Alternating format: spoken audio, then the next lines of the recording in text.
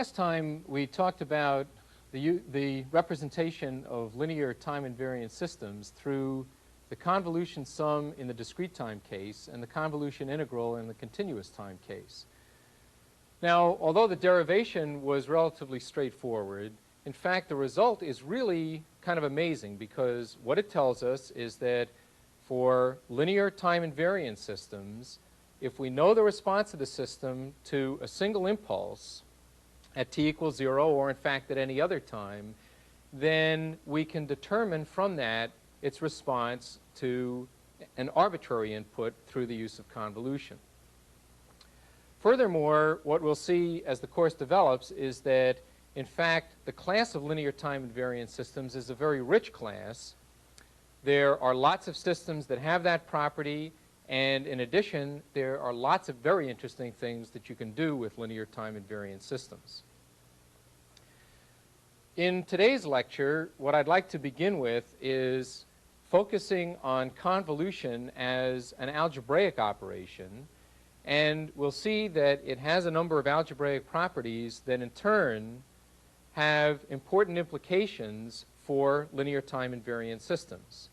Then we'll turn to a discussion of what the characterization of linear time invariant systems through convolution implies in terms of the relationship of various other system properties to the impulse response. Let me begin by reminding you of the basic result that we developed last time, which is the convolution sum in discrete time, as I indicate here, and the convolution integral in continuous time. And what the convolution sum or the convolution integral tells us is how to relate the output to the input and to the system impulse response. And the expression looks basically the same in continuous time and discrete time. And I remind you also that we talked about a graphical interpretation where essentially to graphically interpret convolution required or was developed in terms of taking the system impulse response, flipping it, sliding it past the input, and positioned appropriately depending on the value of the independent variable for which we're computing the convolution, and then multiplying and summing in the discrete time case or integrating in the continuous time case. Now, convolution as an algebraic operation has a number of important properties. One of the properties of convolution is that it is what is referred to as commutative. Commutative means that we can think either of convolving x with h or h with x, and the order in which that's done doesn't affect the output result. So summarized here is what the commutative operation is in discrete time or in continuous time. And it says, as I just indicated, that x of n convolved with h of n is equal to h of n convolved with x of n, or the same, of course, in continuous time. And in fact, in the lecture last time, we worked an example where we had in discrete time an impulse response which was an exponential and an input which is a unit step. And in the text, what you'll find is the same example worked, except in that case, the input is the exponential and the system impulse response is the step. And that corresponds to the example in the text, which is example 3.1. And what happens in that example is that, in fact, what you'll see is that the same result occurs in example 3.1 as we generated in the lecture.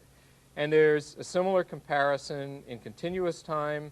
This example was worked in lecture, and this example is worked in the text.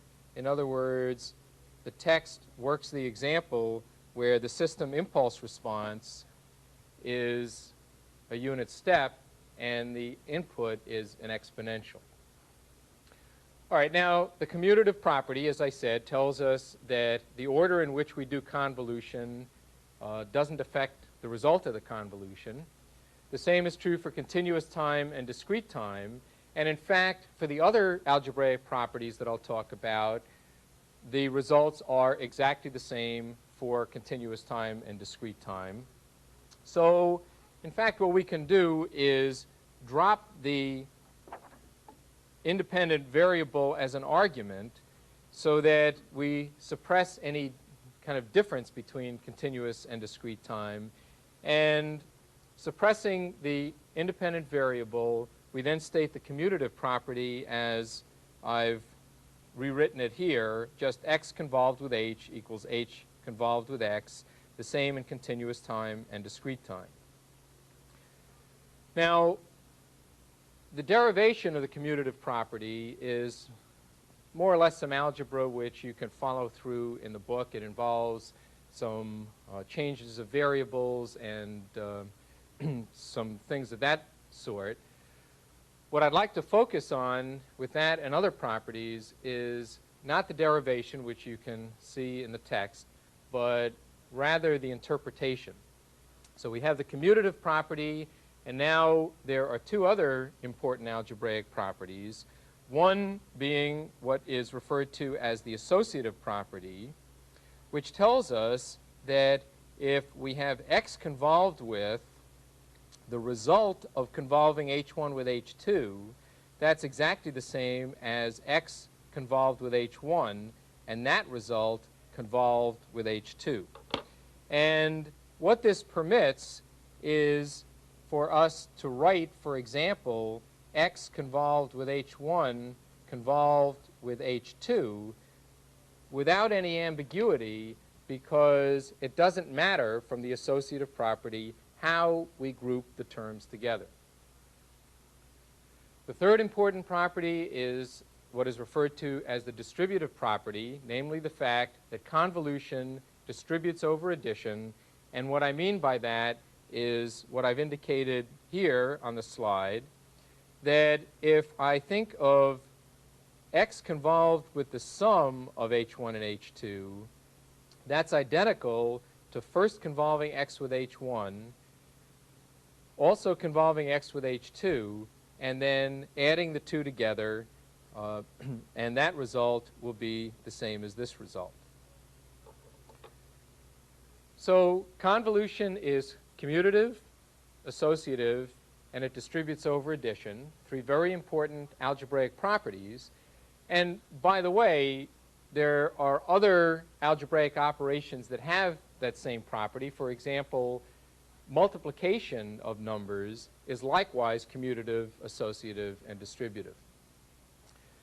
Now, let's look at what these three properties imply specifically for linear time invariant systems. And as we'll see, the implications are both very interesting and very important. Let's begin with the commutative property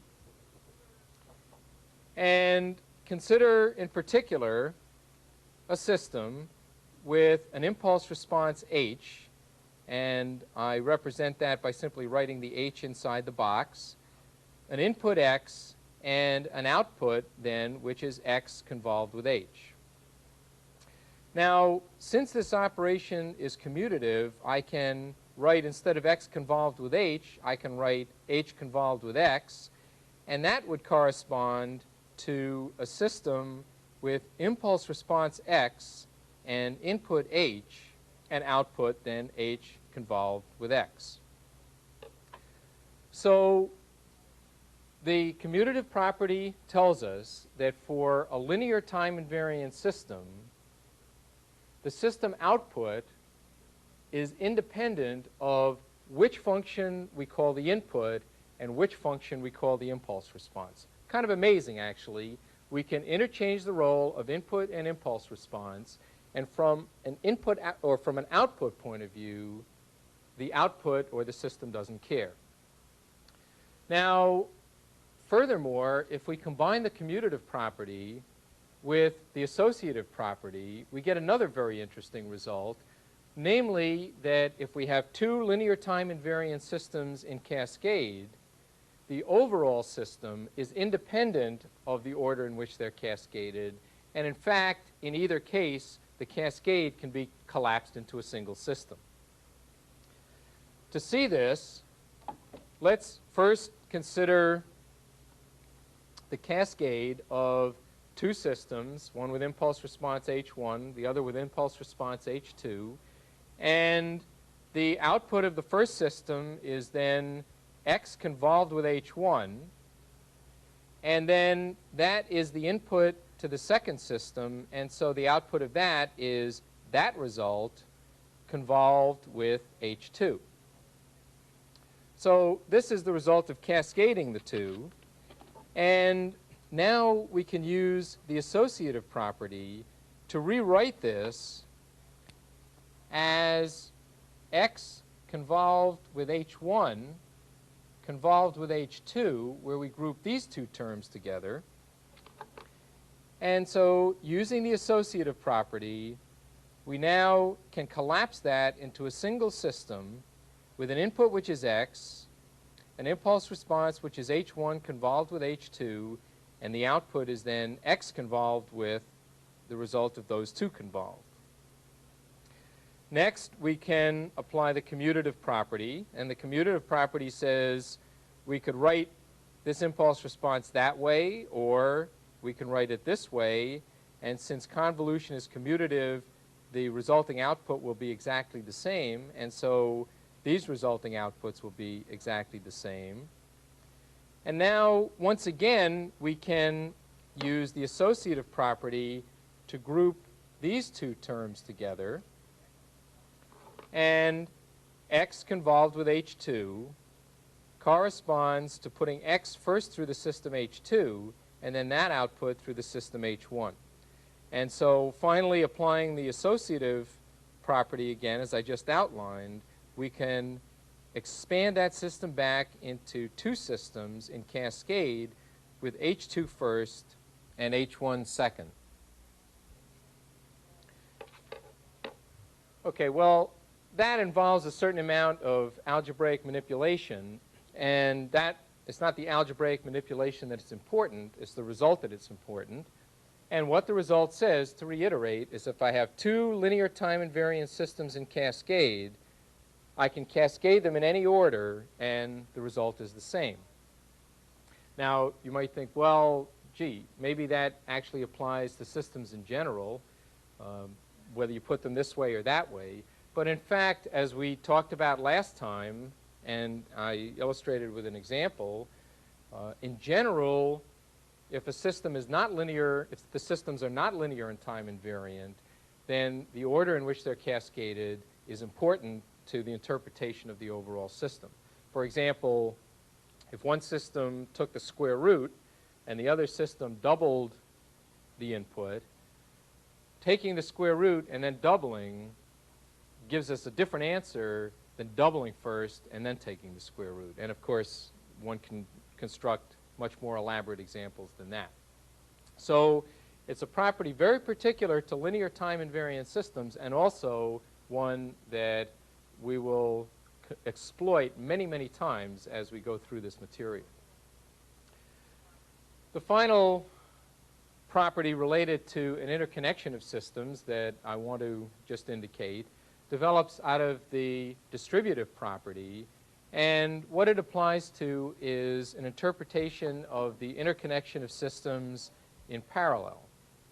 Recall that the parallel combination of systems corresponds, as I indicate here, to a system in which we simultaneously feed the input into H1 and H2, these representing the impulse responses, and then the outputs are summed to form the overall output. And using the fact that convolution distributes over addition, we can rewrite this as x convolved with H1 plus H2. And when we do that, then we can recognize this as the output of a system with input x and impulse response, which is the sum of these two impulse responses. So for linear time invariant systems in parallel, we can, if we choose, replace that interconnection by a single system whose impulse response is simply the sum of those impulse responses. Okay, now we have this very powerful representation for linear time invariant systems in terms of convolution. And we've seen so far in this lecture how convolution and the representation through the impulse response leads to some important implications for system interconnections.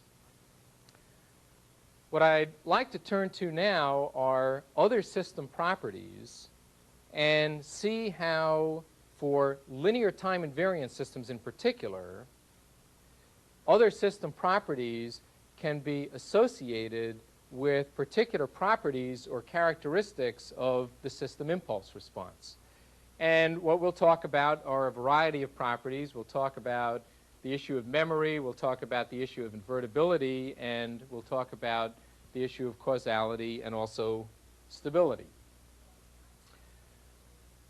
Well, let's begin with the issue of memory. And the question now is, what are the implications for the system impulse response for a linear time invariant system? Remember that we're always imposing that on the system. What are the implications on the impulse response if the system does or does not have memory? Well, we can answer that by looking at the convolution property. And we have here, as a reminder, the convolution integral, which tells us how x of tau and h of t minus tau are combined to give us y of t. And what I've illustrated above is a general kind of example. Here is x of tau. Here is h of t minus tau. And to compute the output at any time t, we would take these two, multiply them together, and integrate from minus infinity to plus infinity. So the question then is, what can we say about h of t, the impulse response, in order to guarantee, let's say, that the output depends only on the input at time t? Well, it's pretty much obvious from looking at the graphs. If we only want the output to depend on x of tau at tau equals t, then h of t minus tau better be non-zero only at tau equals t. And so the implication then is that for the system to be memoryless, what we require is that h of t minus tau be non-zero only at tau equals t. So we want the impulse response to be non-zero at only one point. We want it to contribute something after we multiply and go through an integral. And in effect, what that says is the only thing that it can be and meet all those conditions is a scaled impulse.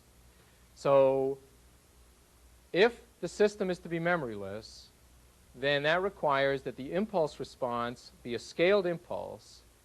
Any other impulse response then, in essence, requires that the system have memory, or implies that the system have memory. So for the continuous time case, then, memoryless would correspond only to the impulse response being proportional to an impulse. And in the discrete time case, a similar statement, in which case the output is just proportional to the input, again, either in the continuous time or in the discrete time case. All right, now we can turn our attention to the issue of system invertibility and recall that what is meant by invertibility of a system, or the inverse of a system, The inverse of a system is a system which, when we cascade it with the one that we're inquiring about, the overall cascade is the identity system. In other words, the output is equal to the input. So let's consider a system with impulse response h. Input is x, and let's say that the impulse response of the inverse system is h sub I, and the output is y. Then the output of this system is x convolved with h convolved with h sub I, and we want this to come out equal to x, and what that requires then is that this convolution just simply be equal to an impulse, either in the discrete time case or in the continuous time case. And under those conditions, then, h sub I is equal to the inverse of h. Notationally, by the way, it's often convenient to write, instead of h sub I as the impulse response of the inverse, we'll find it convenient often and more typical to write as the inverse, instead of h sub I, h to the minus 1. And we mean by that the inverse impulse response, and one has to be careful not to misinterpret this as the reciprocal of h of t or h of n. What's meant in this notation is the inverse system. Now, if h sub I is the inverse of h, is h the inverse of h sub I? Well, it seems like that ought to be plausible or perhaps makes sense. The question, if you believe that the answer is yes, is how in fact do you verify that? And I'll leave that to you to think about it. The answer is yes, that if h sub I is the inverse of h, then h is the inverse of h sub I. And the key to showing that is to exploit the fact that when we take these systems and cascade them, we can cascade them in either order. All right, now let's turn to another system property, the property of stability. And again, we can tie that property directly to issues related in particular to the system impulse response. Now, stability is defined as we've chosen to define it, and as I defined it previously, as bounded input, bounded output stability. In other words, for every bounded input, there's a bounded output. What you can show, and I won't go through the algebra here, it's gone through in the book, is that a necessary and sufficient condition for a linear time invariant system to be stable in the bounded input, bounded output sense is that the impulse response be what is referred to as absolutely summable. In other words, if you take the absolute values and sum them over infinite limits, that's finite. Or in the continuous time case, that the impulse response is absolutely integrable. In other words, if you take the absolute values of h of t and integrate, that's finite. And under those conditions, the system is stable. If those conditions are violated, then for sure, as you'll see in the text, the system is unstable. So stability can also be tied to the system impulse response. Now, the next property that I want to talk about is the property of causality. And before I do, what I'd like to do is introduce a peripheral result that we'll then use when we talk about causality, namely what's referred to as the zero input response of a linear system. The basic result, which is a very interesting and useful one, is that for a linear system, and in fact, it's whether it's time invariant or not that this applies, if you put nothing into it, you get nothing out of it. So if we have an input, x of t, which is 0 for all t, and if the output of that system is y of t, if the input is 0 for all time, then the output likewise is 0 for all time. That's true for continuous time, and it's also true for discrete time. And in fact, to show that result is pretty much straightforward. We could do it either by using convolution, which would, of course, be associated with linearity and time invariance. But in fact, we can show that property relatively easily by simply using the fact that for a linear system, what we know is that if we have an input x of t with an output y of t, then if we scale the input, then the output scales accordingly. Well, we can simply choose as the scale factor a equals 0, and if we do that, it says put nothing in, you get nothing out. And what we'll see is that that has some important implications in terms of causality. It's important, though, while we're on it, to stress that not every system obviously has that property, that if you put nothing in, you get nothing out. A simple example is, let's say, a battery, let's say not connected to anything. The output is 6 volts no matter what the input is, and it, of course, then doesn't have this 0 response to a 0 input. It's very particular to linear systems. All right, well, now let's see what this means for causality. To remind you, causality says, in effect, that the system can't anticipate the input. That's what basically causality means. When we talked about it previously, we defined it in a variety of ways, one of which was the statement that if two inputs are identical up until some time, then the outputs must be identical up until the same time. The reason, kind of intuitively, is that if the system is causal, so it can't anticipate the future, it can't anticipate whether these two identical inputs are sometime later going to change from each other or not. So causality in general is simply this statement, either continuous time or discrete time. And now let's look at what that means for a linear system. For a linear system, what that corresponds to, or can be translated to, is a statement that says that if x of t is 0 for t less than t0, then y of t must be 0 for t less than t0 also. And so what that, in effect, says is that the system, for a linear system, to be causal, it must have the property sometimes referred to as initial rest, meaning it doesn't respond until there's some input that happens, that it's initially at rest until the input becomes non-zero.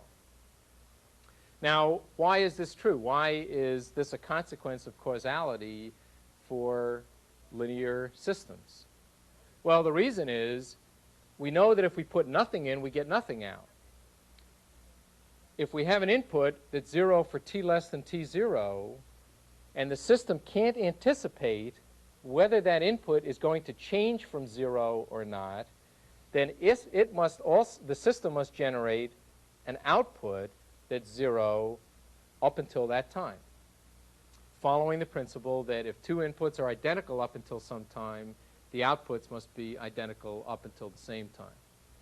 So this basic result for linear systems is essentially a consequence of the statement that for a linear system, 0 in gives us 0 out. Now, that tells us how to interpret how to interpret causality for linear systems.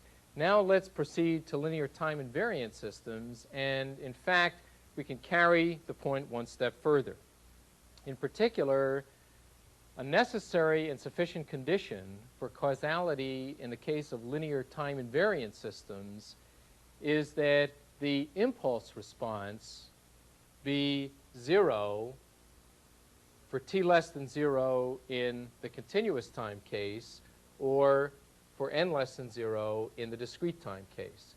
So for linear time invariant systems, causality is equivalent to the impulse response being 0 up until t or n equal to 0. Now, to show this, it essentially follows by first considering why causality would imply that this is true. And that follows because of the straightforward fact that the impulse itself is 0 for t less than 0. And what we saw is that before is that for any linear system, causality requires that if the input is 0 up until some time, the output must be 0 up until the same time. And so that's showing the result in one direction. To show the result in the other direction, namely to show that if, in fact, the impulse response satisfies that condition, then the system is causal. While I won't work through it in detail, it essentially boils down to recognizing that in the convolution sum or in the convolution integral, if, in fact, that condition is satisfied on the impulse response, then the upper limit on the sum in the discrete time case changes to n, and in the continuous time case changes to t. And that, in effect, says that values of the input only from minus infinity up to time n are used in computing y of n, and a similar kind of result for the continuous time case y of t. Okay, so we've seen how the impulse response, or rather how certain system properties in the linear time invariant case can be converted into various requirements on the impulse response of a linear time invariant system, the impulse response being a complete characterization. Let's look at some particular examples just to kind of cement the ideas further. And let's begin with a system that you've seen previously, which is an accumulator. An accumulator, as you recall, has an output y of n, which is the accumulated value of the input from minus infinity up to n. Now, you've seen in the impulse in a previous lecture, or rather in the video course manual for a previous lecture, that an accumulator is a linear time invariant system, and in fact, its impulse response is the accumulated values of an impulse, namely the impulse response is equal to a step. So what we want to answer is knowing what that impulse response is, what some properties are of the accumulator. And let's first ask about memory. Well, we recognize that the impulse response is not simply an impulse. In fact, it's a step. And so this implies what? Well, it implies that the system has memory.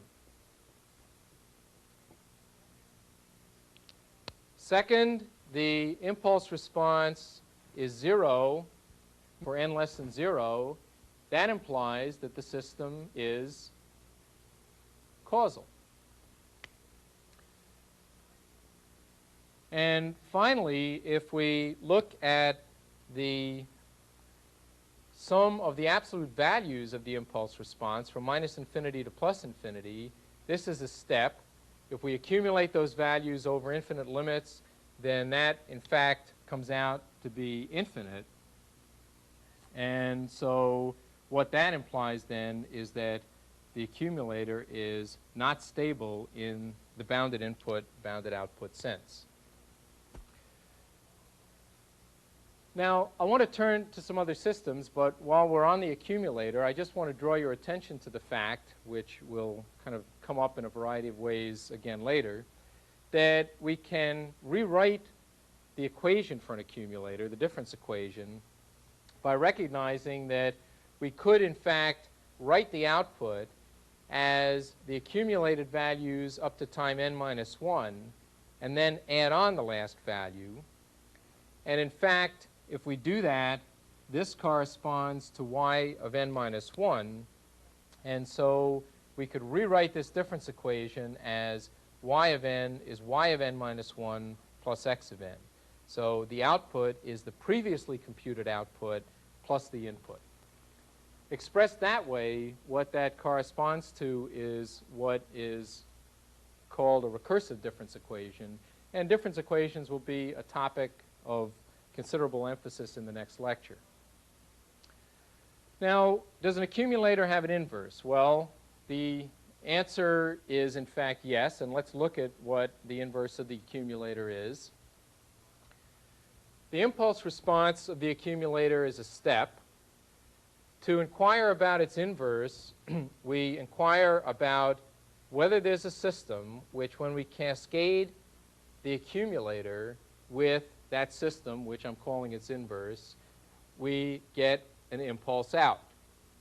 Well, let's see. The impulse response of the accumulator is a step. We want to put the step into something and get out an impulse. And in fact, what you recall from the lecture in which we introduced steps and impulses, the impulse is, in fact, the first difference of the unit step. So we have a difference equation that describes for us how the impulse is related to the step.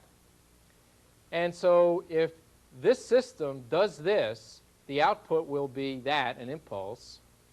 And so if we think of x2 of n and as the input and y2 of n as the output, then the difference equation for the inverse system is what I've indicated here.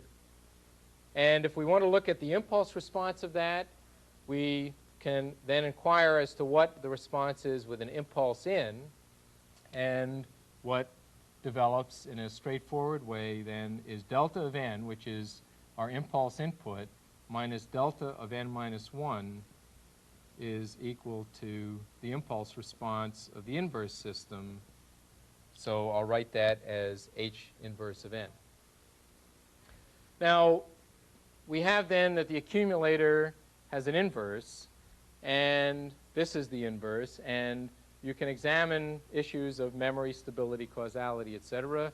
What you'll find is that the system has memory, the inverse of the accumulator. It's stable, and it's causal. And it's interesting to note, by the way, that although the accumulator was an unstable system, the inverse of the accumulator is a stable system. In general, if a system is stable, its inverse does not have to be stable, or vice versa, and the same thing with causality. Okay, now there are a number of other examples which, of course, we could discuss. And let me just quickly point to one example, which is a difference equation, as I've indicated here. And as we'll talk about in more detail in our next lecture, where we'll get involved in a fairly detailed discussion of linear constant coefficient difference and differential equations, this falls into that category. And under the imposition of what's referred to as initial rest, which corresponds to the response being 0 up until the time that the input becomes non-zero, the impulse response is a to the n times u of n. And something that you'll be asked to think about in the video course manual is whether that system has memory, whether it's causal, and whether it's stable. And likewise, for a linear constant coefficient differential equation, the specific one that I've indicated here, under the assumption of initial rest, the impulse response is e to the minus 2t times u of t. And in the video course manual, again, you'll be asked to examine whether the system has memory, whether it's causal, and whether it's stable.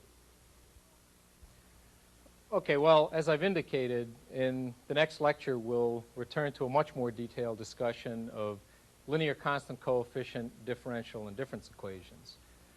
Now, what I'd like to finally do in this lecture is use the notion of convolution in a much different way to help us with a problem that I alluded to earlier, in particular the issue of how to deal with some of the mathematical difficulties associated with impulses and steps.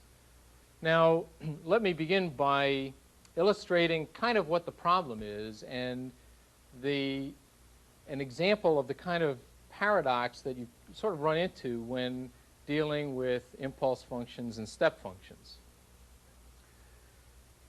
Let's consider, first of all, a system which is the identity system. And so the output is, of course, equal to the input. And again, we can talk about that either in continuous time or in discrete time. Well, we know that the function that you convolve with a signal to retain the signal is an impulse. And so that means that the impulse response of an identity system is an impulse. Makes logical sense.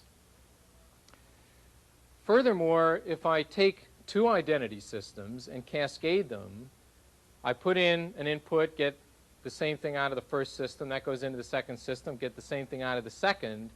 In other words, if I have two identity systems in cascade, the cascade likewise is an identity system. In other words, this overall system is also an identity system. And the implication there is that the impulse response of this is an impulse, the impulse response of this is an impulse, and the convolution of those two is also an impulse. So for continuous time, we require then that an impulse convolved with itself is an impulse, and the same thing for discrete time. Now, in discrete time, we don't have any particular problem with that. If you think about convolving these together, it's a straightforward mathematical operation, since the impulse in discrete time is very nicely defined.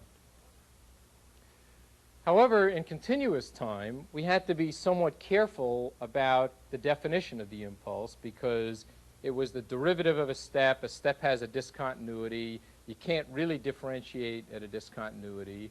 And the way that we dealt with that was to expand out the discontinuity so that it had some finite time region in which it happened.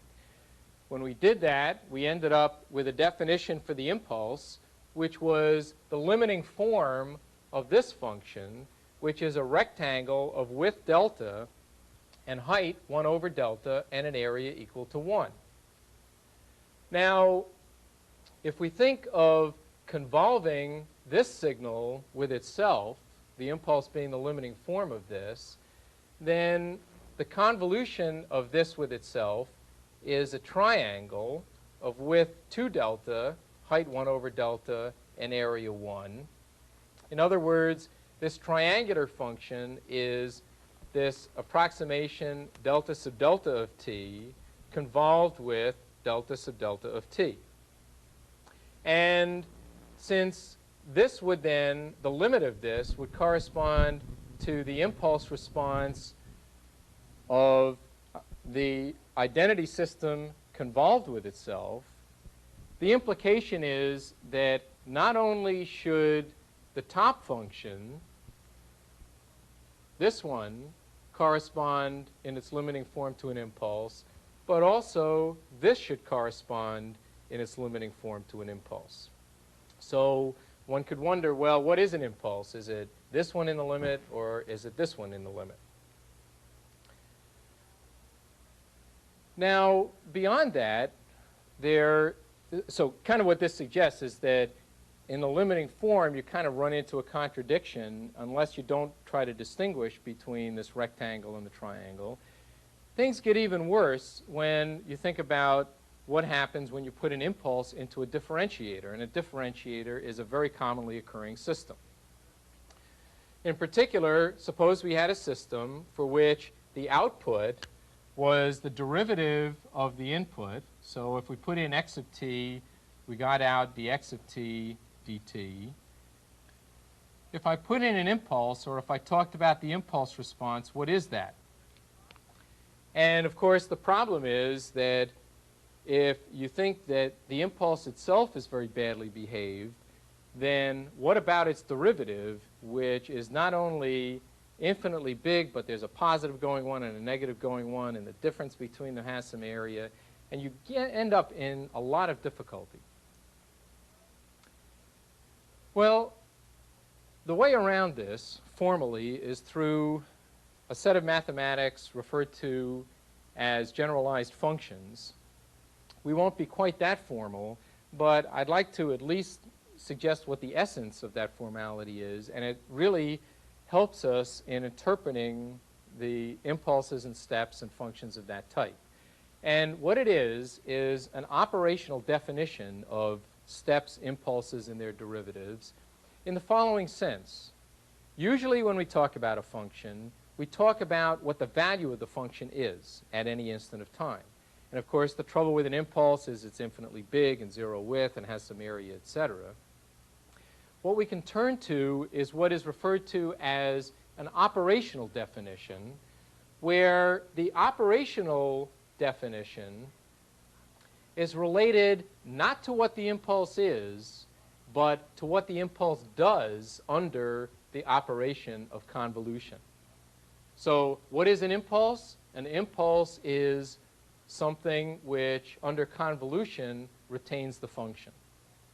And that then can serve as a definition of the impulse. Well, let's see where that gets us. Suppose that we now want to talk about the derivative of the impulse. Well, what we ask about is what it is operationally. And so if we have a system which is a differentiator, and we inquire about its impulse response, which let's say we define notationally as u sub 1 of t, what's important about this function u sub 1 of t is not what it is at each value of time, but what it does under convolution. What does it do under convolution? Well, the output of the differentiator is the convolution of the input with the impulse response. And so what u sub 1 of t does under convolution is to differentiate. And that is the operational definition. And now, of course, we can think of extending that. Not only would we want to think about differentiating an impulse, but we would also want to think about differentiating the derivative of an impulse. We'll define that as a function u sub 2 of t. U sub 2 of t, because we have this impulse response convolved with this one, is u1 of t convolved with u1 of t. And what is u2 of t operationally? It is the operation such that when you convolve that with x of t, what you get is the second derivative. Okay, now we can carry this further and, in fact, talk about the result of convolving u1 of t with itself more times. In fact, if we think of the convolution of u1 of t with itself k times, then logically we would define that as u sub k of t. Again, we would interpret that operationally, and the operational definition is through convolution, where this corresponds to u sub k of t being the impulse response of k differentiators in cascade, So what is the operational definition? Well, it's simply that x of t convolved with u sub k of t is the kth derivative of x of t. And this now gives us a set of what are referred to as singularity functions, very badly behaved mathematically in a sense, but as we've seen, reasonably well defined under an operational definition. With k equals 0, incidentally, that's the same as what we have referred to previously as the impulse. So with k equals 0, that's just delta of t. Now, to be complete, we can also go the other way and talk about the impulse response of a string of integrators instead of a string of differentiators. Of course, the impulse response of a single integrator is a unit step. Two integrators together is the integral of a unit step, etc. And that likewise corresponds to a set of what are called singularity functions. In particular, if I take a string of m integrators in cascade, then the impulse response of that is denoted as u sub minus m of t.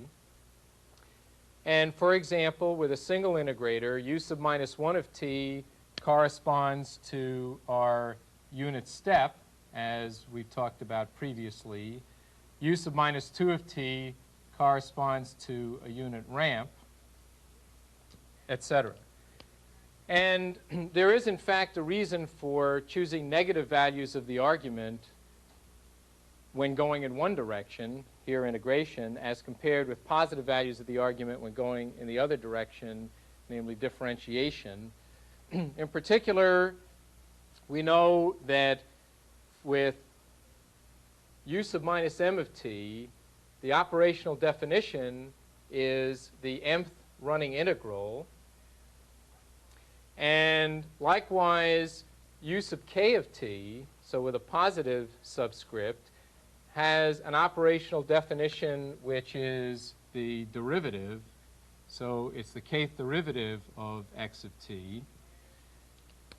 And partly as a consequence of that, if we take u sub k of t and convolve it with u sub l of t, the result is the singularity function with a subscript which is the sum of k and l, and that holds whether this is positive values of the subscript or negative values of the subscript. So just to summarize this last discussion, we've used an operational definition to talk about derivatives of impulses and integrals of impulses. This led to a set of singularity functions, what I've called singularity functions, of which the impulse and the step are two examples.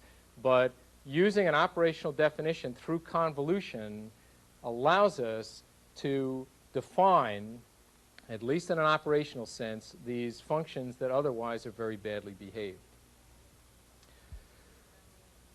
Okay, now in this lecture and previous lectures, for the most part, our discussion has been about linear time invariant systems in fairly general terms. And we've seen a variety of properties, representation through convolution, and properties as they can be associated with the impulse response. In the next lecture, we'll turn our attention to a very important subclass of those systems, namely systems that are describable by linear constant coefficient difference equations in the discrete time case and linear constant coefficient differential equations in the continuous time case. Those classes, while not forming all of the class of linear time invariant systems, are a very important subclass, and we'll focus in on those specifically next time. Thank you.